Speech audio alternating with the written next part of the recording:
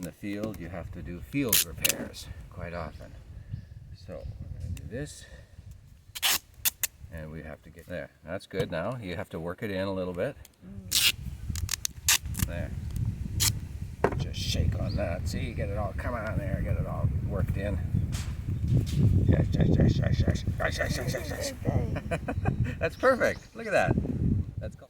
We don't know if we're going to be able to replicate this, but we took off our first form off camera with our bare hands. It just popped right off, and we're hoping that this is a sign of what's to come today.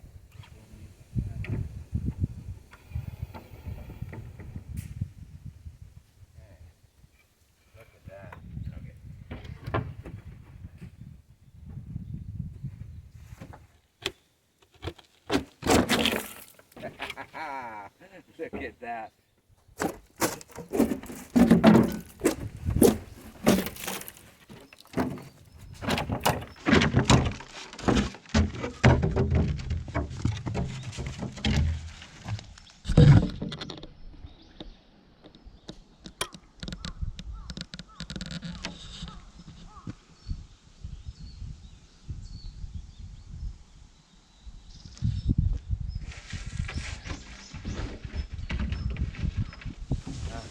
In this one.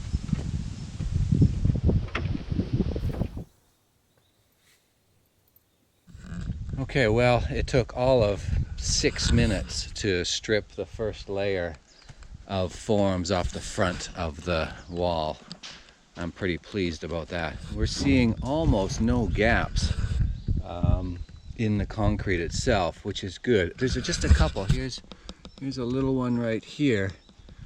Just about the size of my fingertip, and there's one about the size of my fingernail.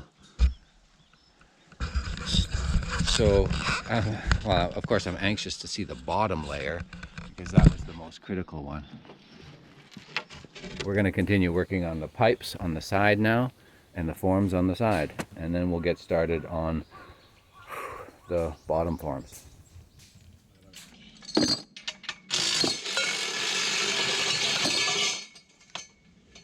Look at that. As soon as I took the pipe off, though, the form has already separated from the concrete, which is a beautiful thing for me.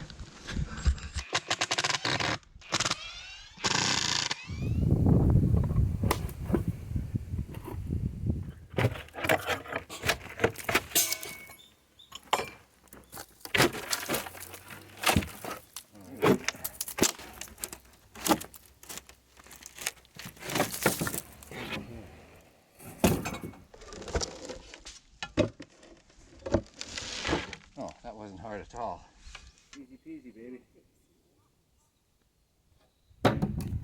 Remember from the previous videos, we put 4-inch water pipe into the forms to create an opening or a gap for conduit or pipe or water, sewage, whatever that we want to come out from the other side of the foundation.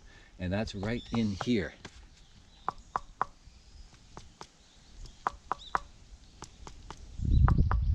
It's right behind there. Should I do it? Should I break it open?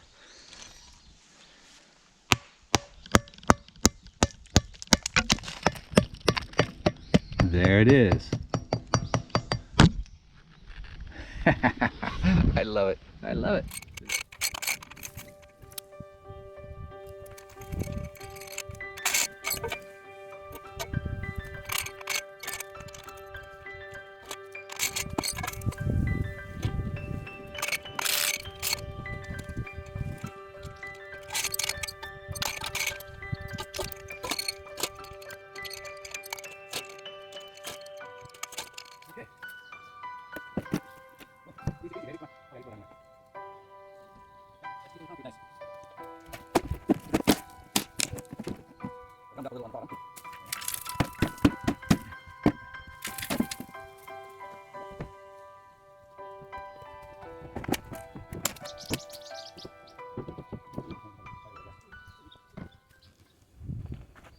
This side has a lot more concrete kind of gumming up the works.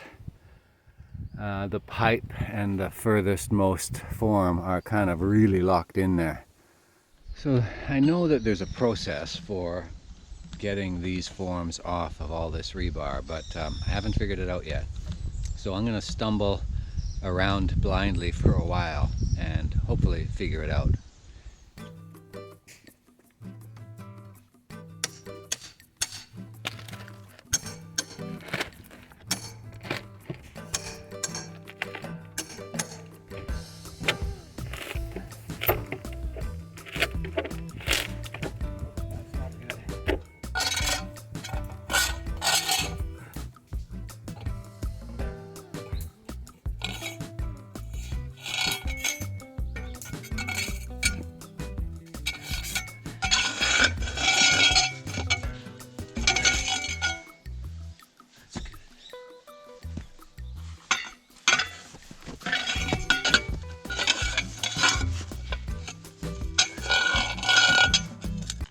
There's no way the form is coming off of that nicely.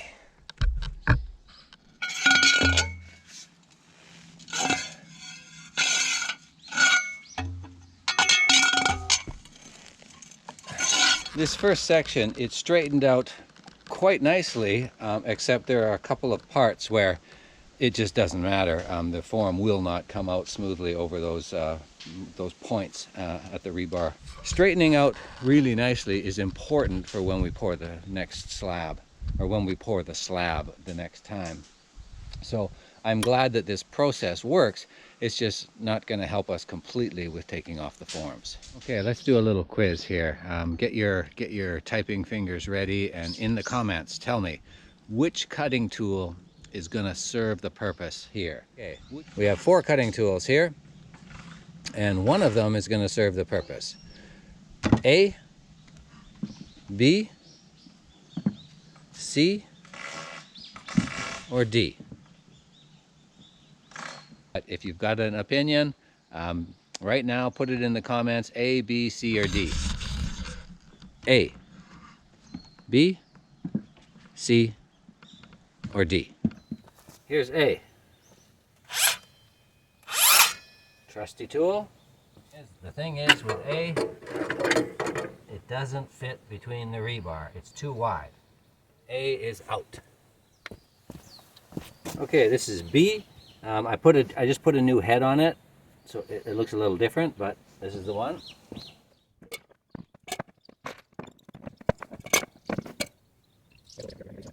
So right now, B is definitely a contender. The only problem is as we get down to the bottom, if it's close to the concrete, it'll start chewing away at this blade, and I only have the one blade. Okay, here we are with C, the trusty angle grinder. I've got several new wheels, so if this wears down, this will be an easy replacement. Let's see what it does. So C is not working mainly because I don't have a wood cutting head on this. I love the feel of it, and I think this could be the winner, but I need to have a wood cutting head. Maybe if we go into town for lunch, we'll stop at the supply house and see if they've got any.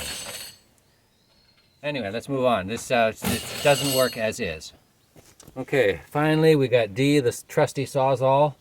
I've got a good wood cutting blade on it, but it's really long, so if I go in at a sharp angle from the top, this may work fine. Let's see. As for speed of getting through the wood, this one was fine. This is really good. Yes. Look at that. Ooh boy.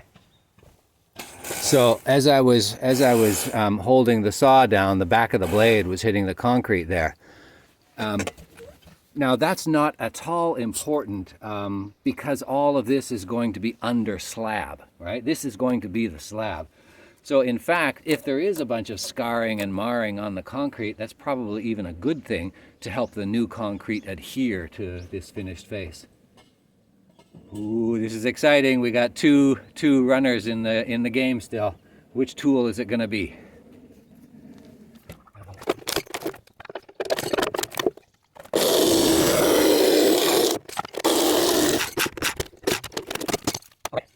Well, we definitely have a process, and I can even make some progress before going into town to check for some more blades. This sawzall is doing the trick.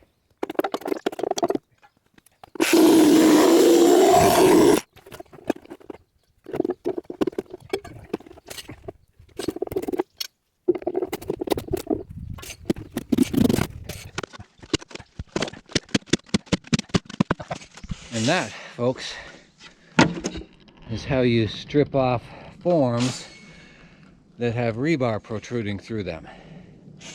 That's one form. We have 11 more, inside and outside. As I've been working on this, Imy's in the back taking all the pipe off of the inside, and that seems to be going well. I don't hear any cursing.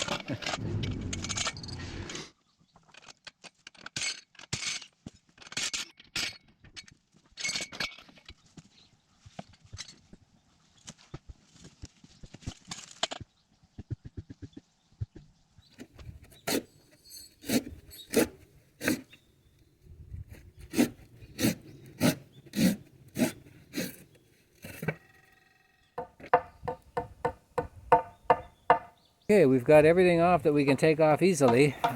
The form board that is still sticking on the inside here has to come off at least partially. We have to take the top 40 centimeters off. You know, below that 40 centimeters, I can leave that formwork, the plywood in there, and it won't harm a thing. It'll just be there forever.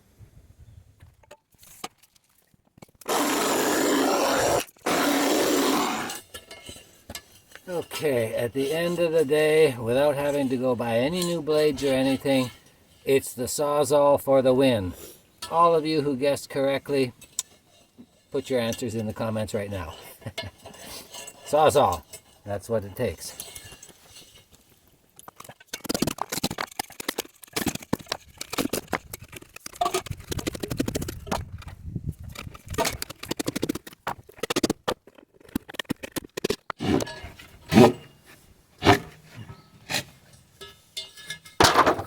We have successfully stripped the forms off of the front of the structure. So the only forms left are the back. Side walls are both done, inside and outside. We have to do the back, and that will be tomorrow. So, as I said, we found this pecan specific socket, which I didn't know even existed, and it's going to help us take off these pecans. We're on reverse. Look at that. We both have to get in behind the wall and remove the last remaining plywood on the inside of the wall. Now, we're not going to remove the whole thing unless it pops off really easily, which I don't think it will. But the most important part is the upper, 40 centimeters, which is pierced with all the rebar, the same way that this front is pierced. The bottom part was pierced with rebar. So we're going to snap a line. I'm going to take the battery-powered radial saw in there, and I'm going to try to cut to the line. And hopefully I'm going to set my blade exactly where it has to be so that I don't dull it on all the concrete. So we're going to cut the plywood, separate the upper half that we want to remove from the lower half, which can stay forever. Okay, that's our task today.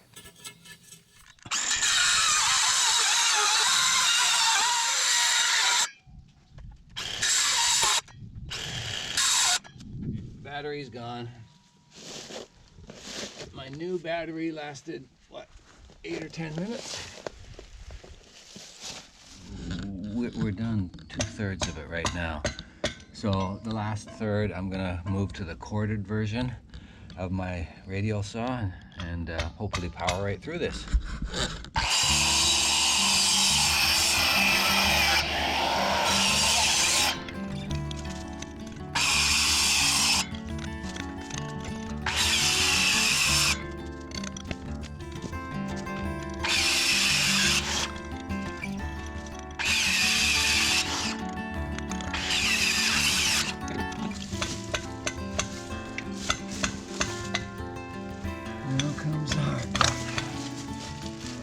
going to try to chip out as much concrete out of the holes as she can to try and make it a little bit easier for us.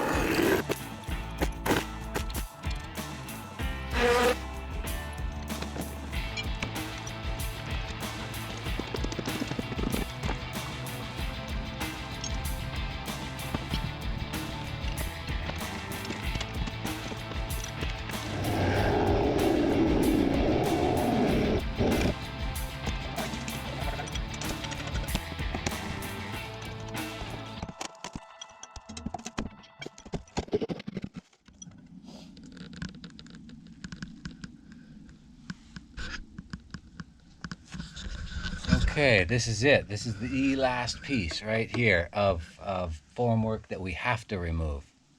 The stuff at the bottom doesn't have to come off. This is it.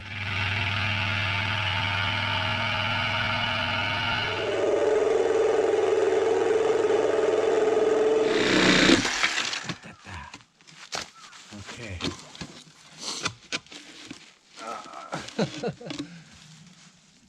I can't see anything. This one has to be a little bit. Is there space for me to get up? No. Not really. No. Okay, but I can see the rebar now.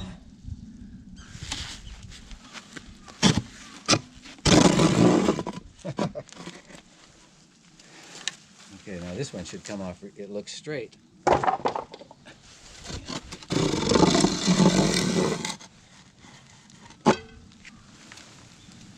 Boom! Wow. It's taken us 2 full days to remove all the forms. Considering it took us, what, 4 months to put them up, I think that's pretty good.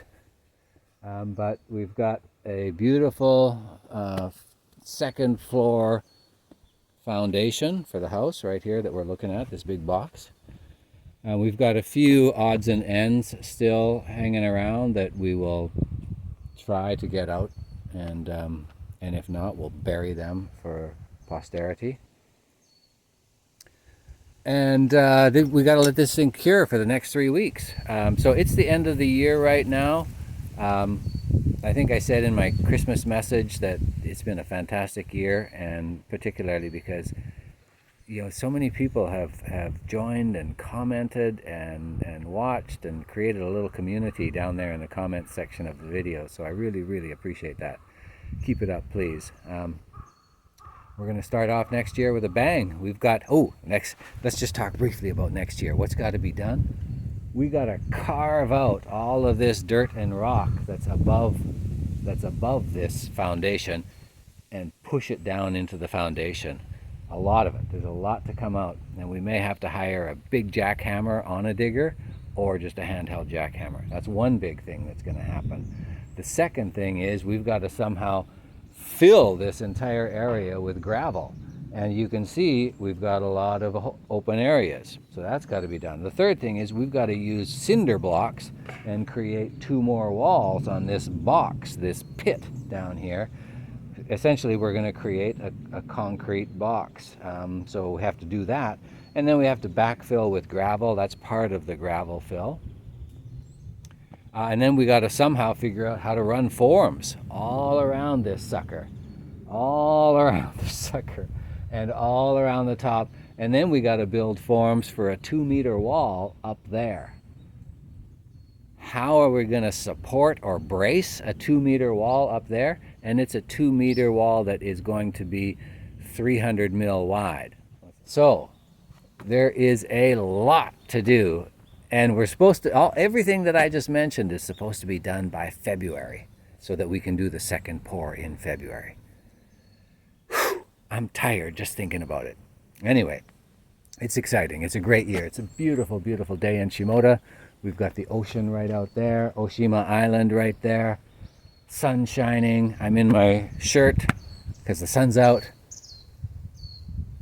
You know, it was a great year. Let's have a great 2024. Cheers.